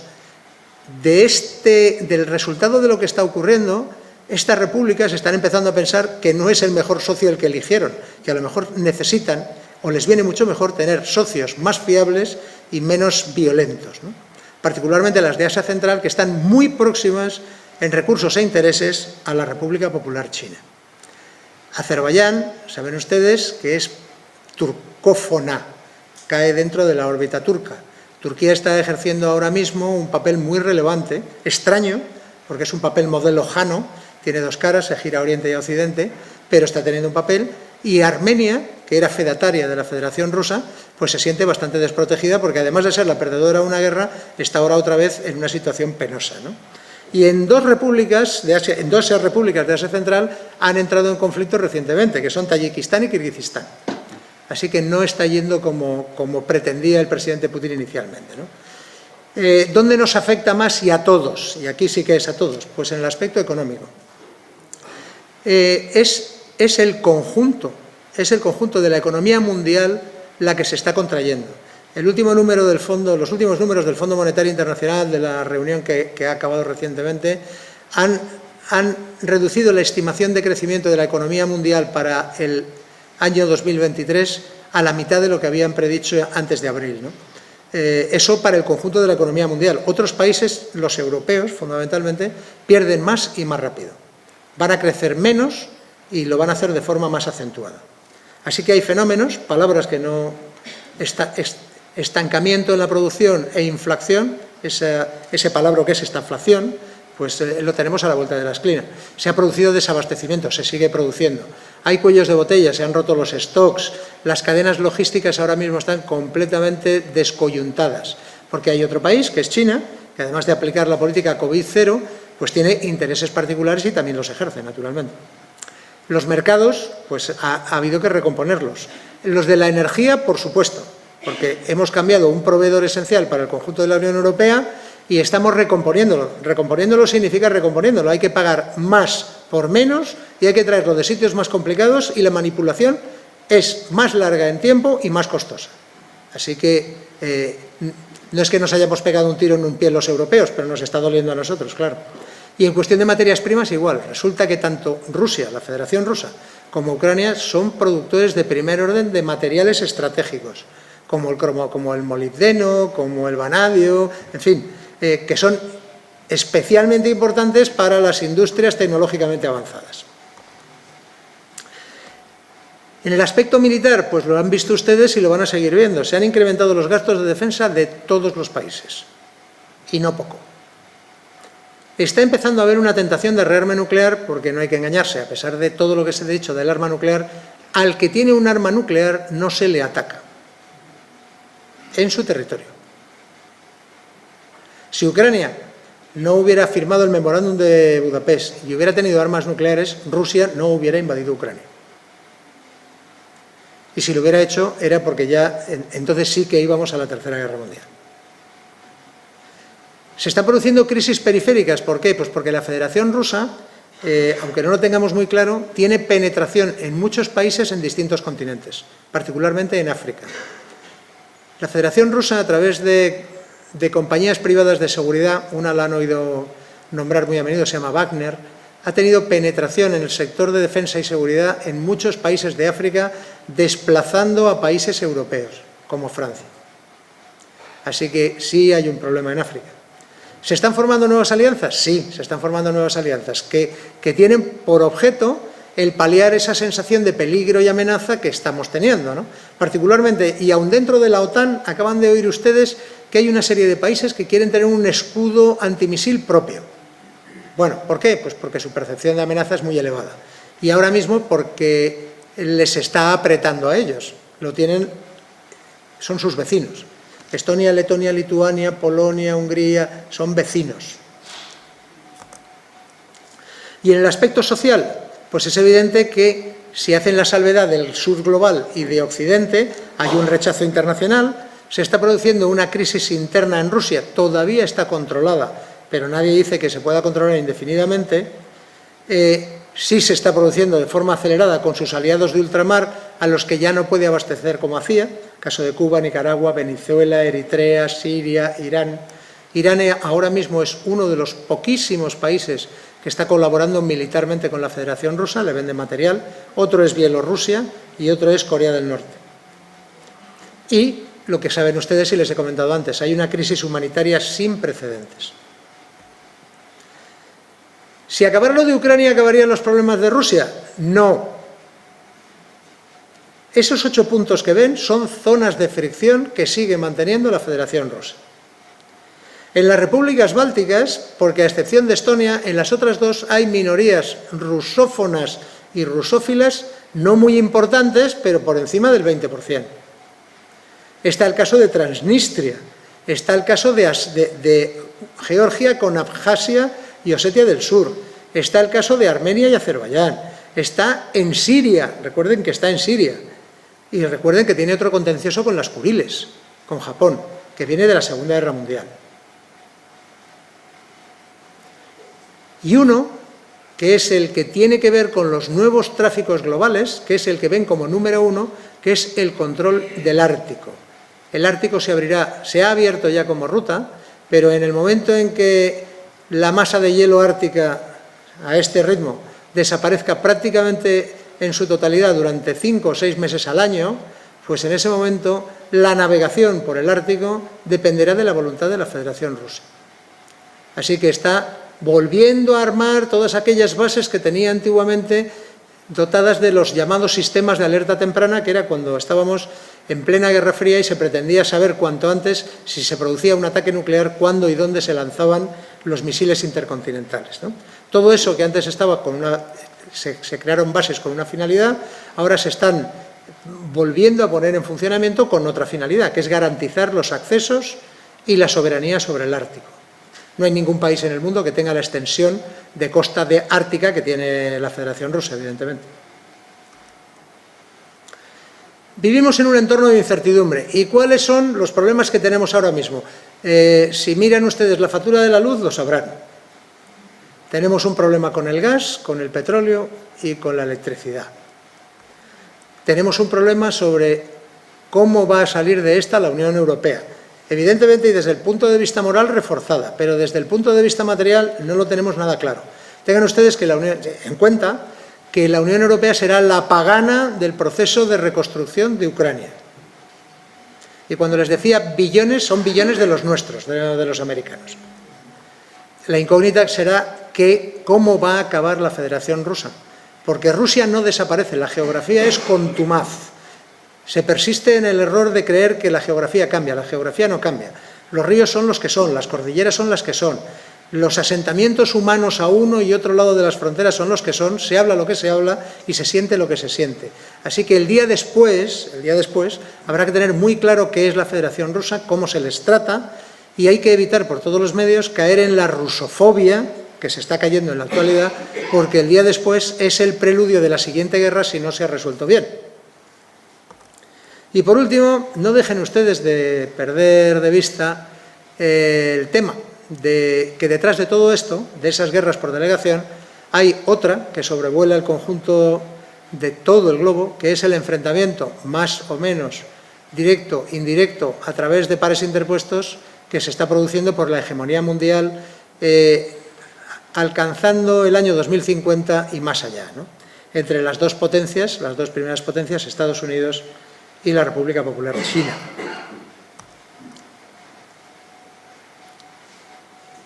Si la Unión Europea fuera una Unión Europea de verdad, pues seríamos el tercer país del mundo. Tendríamos un peso específico enorme. Saben ustedes que no es así. Así que nuestro peso específico, según decía Mark Eyskens, que fue un ministro de Asuntos Exteriores belga en el año 1991, cuando se produjo la Primera Guerra del Golfo, dijo: Europa, en aquella época, decía, Europa es un gigante económico, un enano político y un gusano militar. Ahora ya no es tan gigante económico, políticamente ya no es tan enano, ha crecido, pero militarmente sigue exactamente igual. No hay un ejército europeo, de la misma manera que no hay una decidida voluntad de defensa europea, ni programas integrados, ni una voluntad de un mando único. Es probable que estemos en la dirección correcta, pero ahora mismo no. ¿Por qué les he puesto el dinero? Pues porque así se gasta el dinero.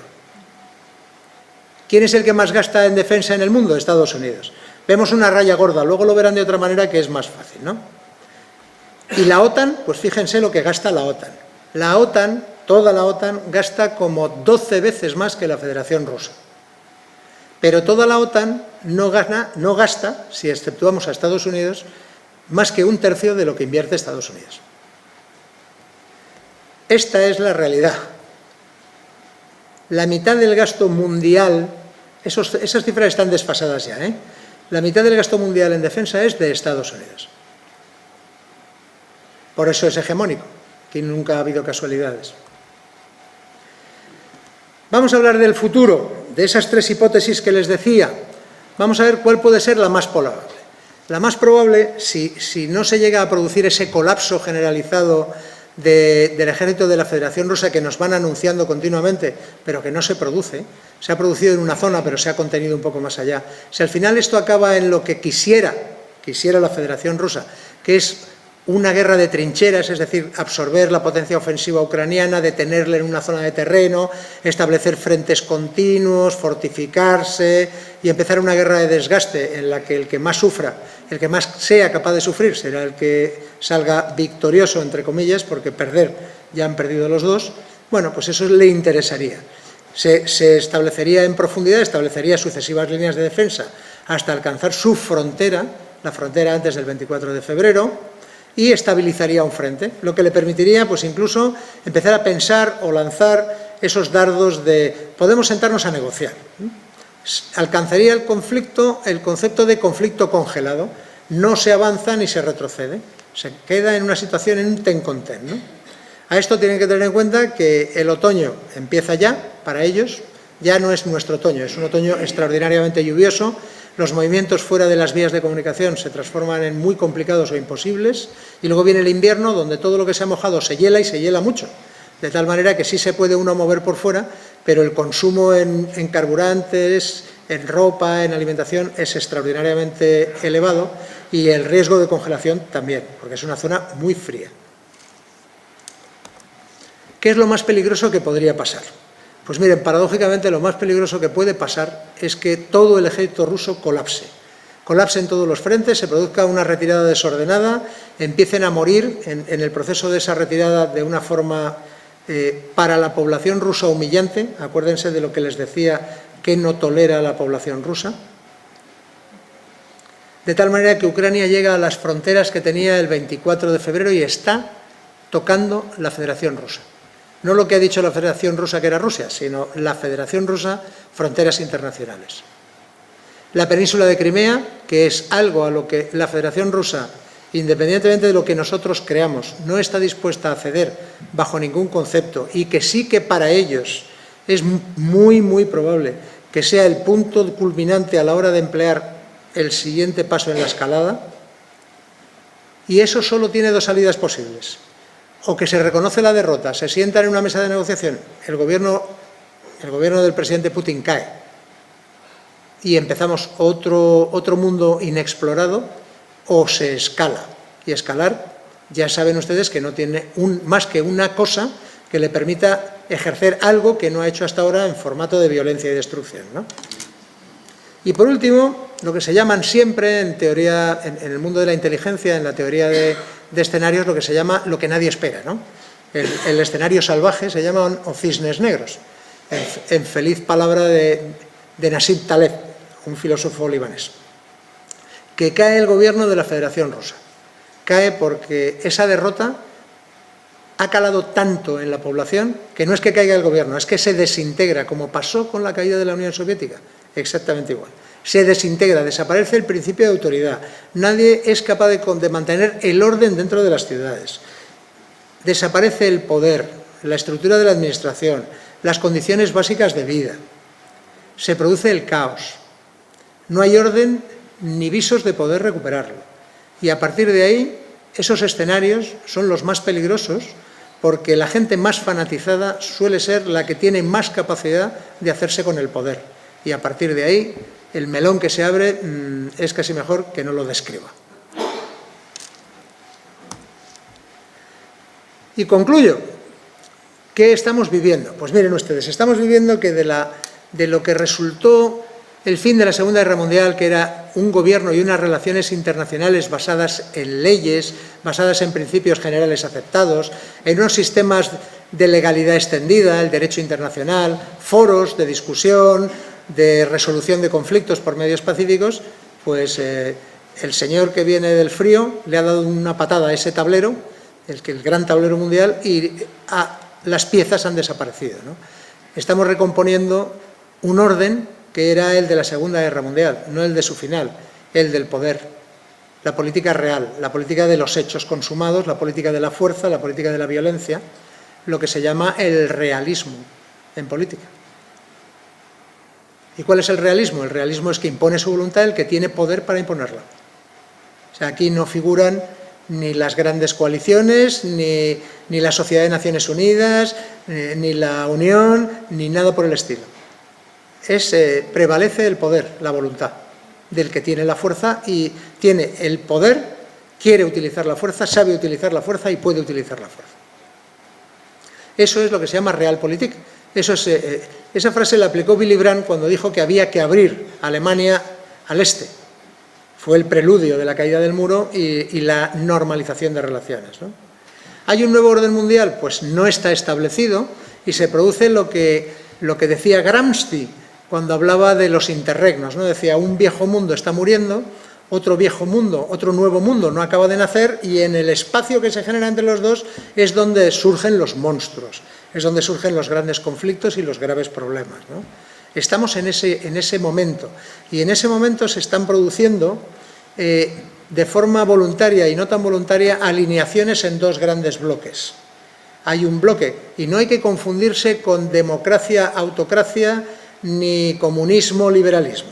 Se están produciendo dos bloques en función de intereses diversos en el mundo y los países, de grado o por la fuerza, se están teniendo que alinear con unos de esos dos bloques. ¿Qué sería lo ideal? Que hubiera un tercer bloque que representara el interés de una ciudadanía que fuera libre, estuviera informada y fuera capaz de entender una postura divergente respecto a las otras dos, que debiera de ser la Unión Europea si mereciera ese nombre y tuviera la voluntad de serlo. Y ya no debería ser solo una unión económica, sino tendría que ser una unión política y tendría que tener unos principios de actuación basados en la misma fuerza que tienen los otros dos, porque si no, no existe un equilibrio a tres. Un mundo tripolar es mucho más seguro que un mundo bipolar. Eso es lo que yo creo que deberíamos de ser capaces de conseguir. Otra cosa es que tal y como está, seamos capaces de hacerlo, ¿no? ¿Y qué futuro nos espera? Pues nos espera un futuro extraordinariamente incierto. El conflicto de Ucrania no tiene visos de acabar en el corto plazo. Esto no significa conflicto, entiéndaseme bien, igual la guerra sobre el terreno sí acaba, pero eso no significa que el conflicto haya terminado. Les decía que los militares luchan las guerras en las que inician los políticos y que acaban los políticos, porque los militares se enfrentan en el campo de batalla y pueden llegar a derrotar a su enemigo, pero eso no significa haber ganado la paz, eso significa haber ganado la guerra. Las guerras acaban, y acaban bien, cuando las paces que se acuerdan son paces comúnmente aceptadas, que se pueden proyectar hacia el futuro y que suponen a la larga un ganar-ganar, porque en las guerras es perder, perder siempre. Y nada más, muchísimas gracias por su atención.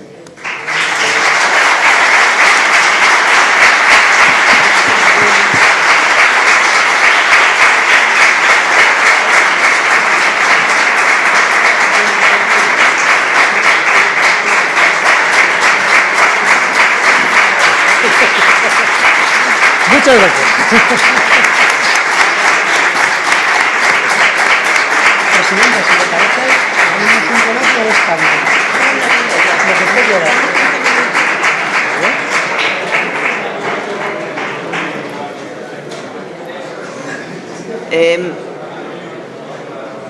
Nos dice nuestro conferenciante que si alguien quiere hacer una pregunta y si podemos iniciar un coloquio. Son las 9:30, entonces parece que si hacemos un coloquio de unos 15 minutos, pues no se nos hace demasiado tarde. ¿De acuerdo? Pues, ¿alguien tiene alguna pregunta?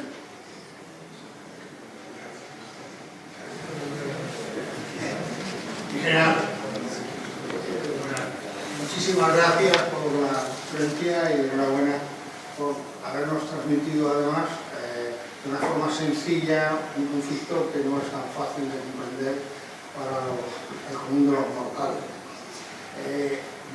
La pregunta que le hago es muy simple. ¿Ha habido una falta de información de Occidente respecto al conflicto real que se estaba produciendo, que se estaba gestando? ¿Se conocían las capacidades de Rusia y de Ucrania más que de Rusia, evidentemente? ¿Cómo es posible que en el inicio del conflicto se hablara de la superioridad elevadísima, una diferencia abismal de la capacidad militar rusa y el conflicto en 2 meses prácticamente sufriera los daños que ha sufrido?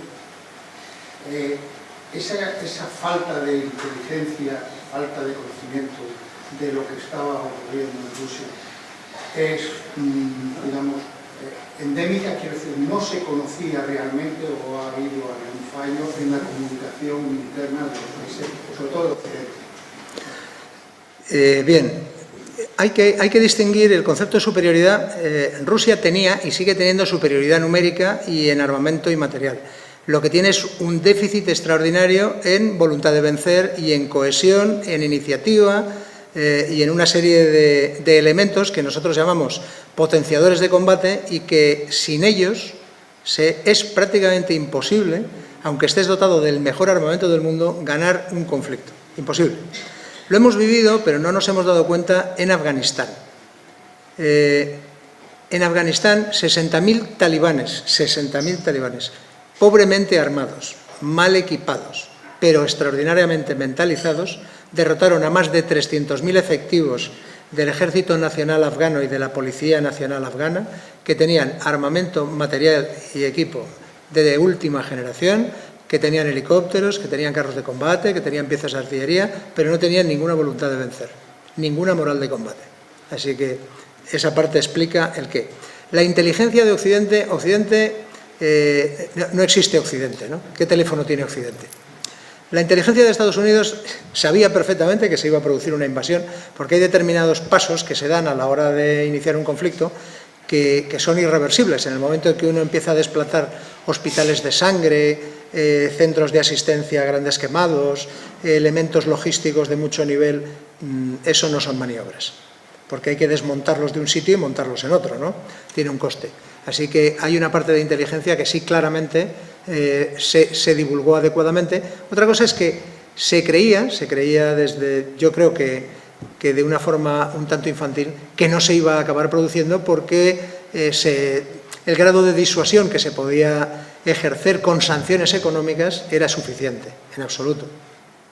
En absoluto, la determinación del presidente Putin iba por encima de los muertos, heridos, desastre económico al que ha sumido a su país, porque es así. Quiero decir, esto no es la realidad. La realidad no tiene matices morales, la realidad es la realidad.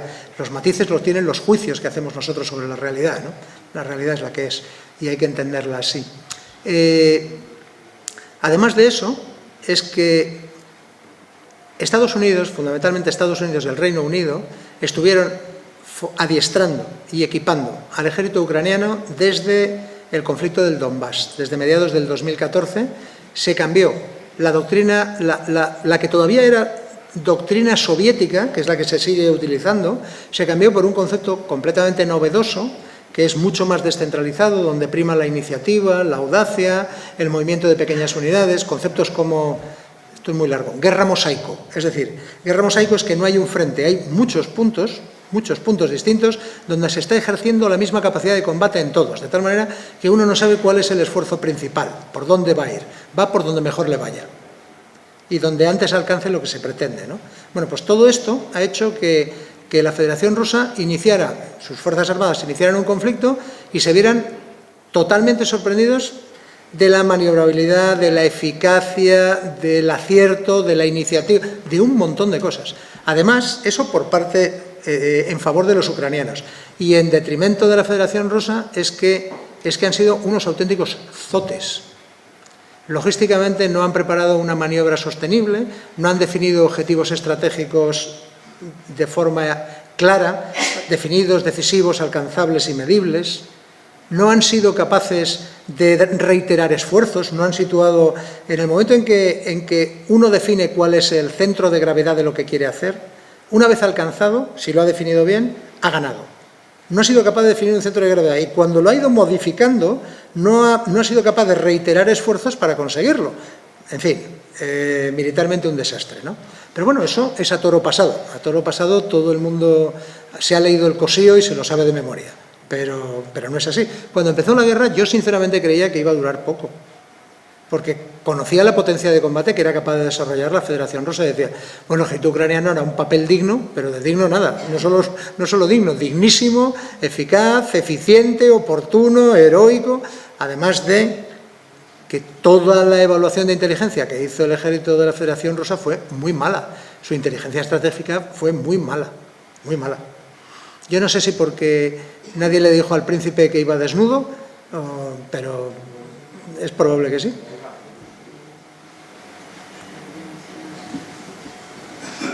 quiero también felicitar por la conferencia magnífica y el análisis tan completo que nos ha presentado, que realmente es muy difícil de encontrar, a menos que se haga un especialista como usted. Hay dos cosas que yo quiero comentar. Una de ellas es esa imagen de 60 o 70 kilómetros de carros y de vehículos atascados en la vía. A mí eso me sorprende, cómo se puede llegar a hacer esa invasión cuando hay un orden en la frontera, los hospitales de campaña, los vehículos ordenados, los tanques seguidos bajando, ya de eso en toda la carretera, hasta que aquí parecía como una cosa muy señuela, como si fuera mentira, ¿no? Pero la realidad que bueno, ahí hubo un gran fracaso por parte de la Unión Soviética. La segunda cuestión que me llama mucho la atención son las reuniones Macron-Putin. realmente en ese escenario, cuando está la guerra y de pronto se reúne, ¿de qué se habla ahí?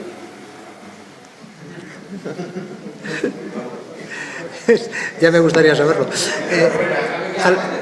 A la primera pregunta, que es la fácil de responder. La columna de 70 kilómetros que vio es producto de 3 errores.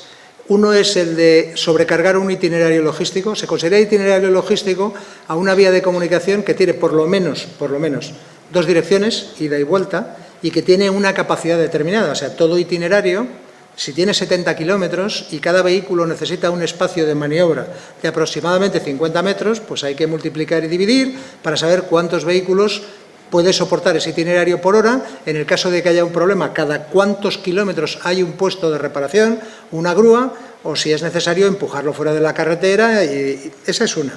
Otra es que mezcló, se produjo algo que no se puede producir nunca, y es que los vehículos tienen lo que se llama la autonomía logística, es decir, nuestros coches pueden andar la gasolina que llevan y podemos disparar el número de proyectiles que tenemos dentro. En el momento en que a un carro de combate se le para el motor, pues el carro de combate, que son entre 60 y 70 toneladas, se queda quieto y no se empuja. Si se estropea, pasa exactamente lo mismo.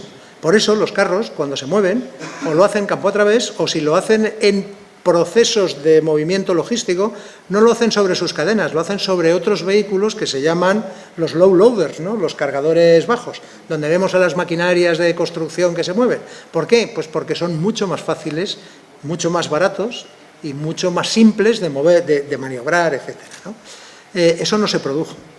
Se atascaron los carros, se quedaron sin carburante. Las cisternas que tenían que proporcionar carburante a esos carros estaban detrás de vehículos de alimentación que no les hacían ninguna falta en ese momento a los carros, y sin embargo a lo mejor lo que tenían detrás era munición que en ese momento tampoco necesitaban. Y una columna de tantos vehículos parada en el terreno, que además no se puede proteger porque está anclada a la carretera, es el blanco más fácil del mundo para cualquier acción de golpe de mano, que fue lo que fueron haciendo los ucranianos, irlos destruyendo por una táctica que se empleó en la Segunda Guerra Mundial en Finlandia, que se llama Molotov. Se cogía una columna, se pegaba primero en el medio, luego después de ese medio en el medio de la de delante y luego en el medio de la de detrás. Se acabó la columna.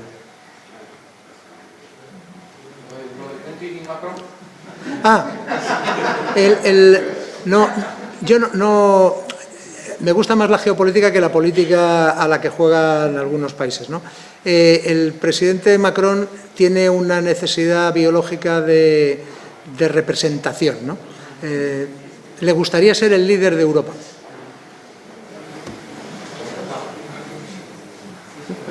Sí, antes que nada mi respeto y mi admiración, como no puede ser de otra manera.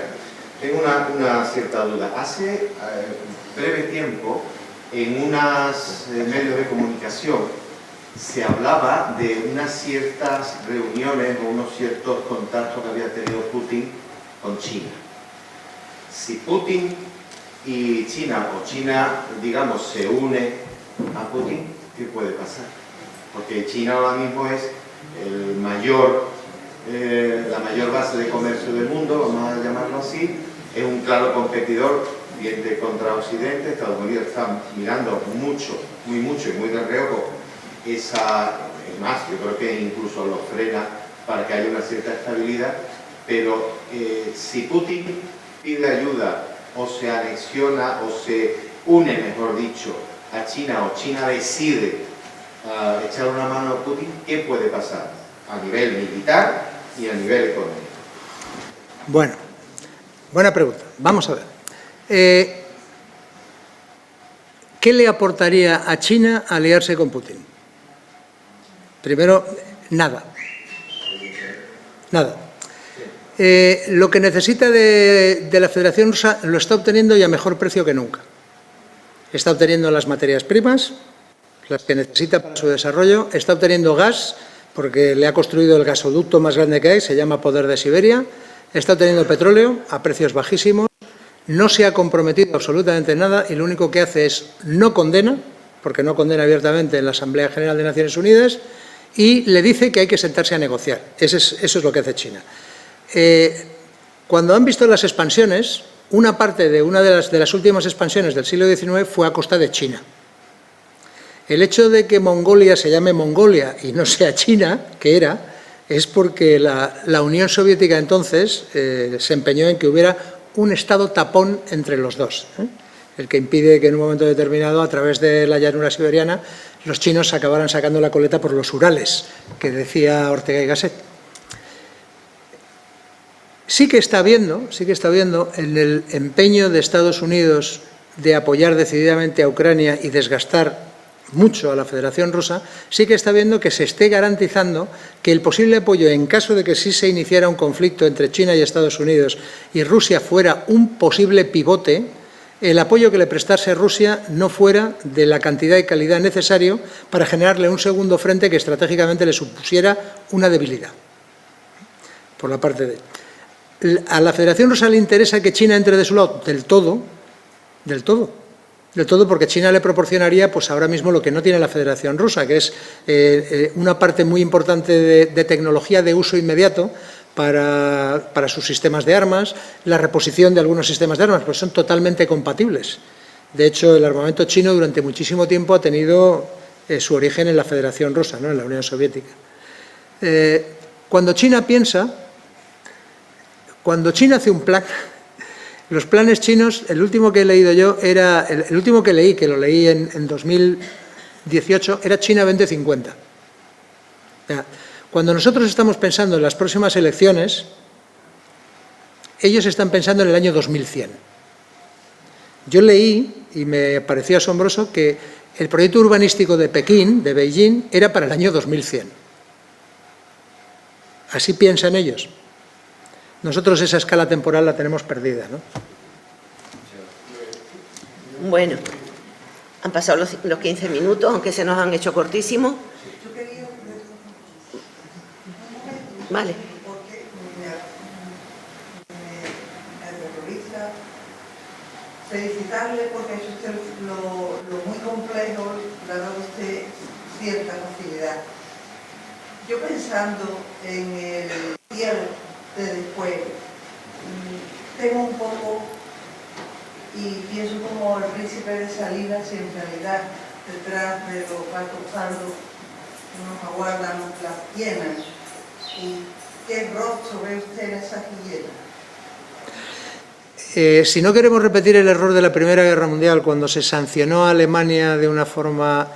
Es cierto que inició la Primera Guerra Mundial el Kaiser, es cierto, pero si no se quiere repetir el error de la Primera Guerra Mundial que desencadenó la Segunda, que tuvo 3 veces más muertos que la Primera, al vencido, si es la Federación Rusa en este caso, o al que ha perdido, que sí es la Federación Rusa en todo caso, hay que tratarle con generosidad y con mucha. ¿Cuál es el problema que subyace?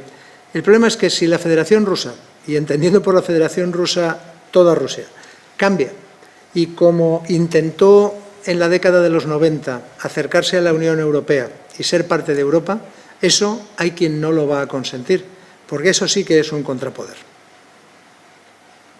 Ese sí que es un tercer pivote estratégico. Eso ya pasó una vez y no se consintió.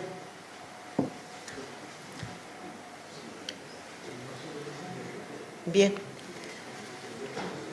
Para terminar este acto, les ruego a todos que se pongan de pie porque quedan las palabras rituales del final.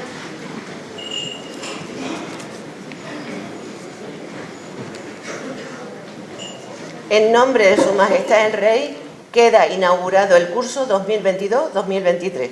Muchas gracias por su atención. Muy bien.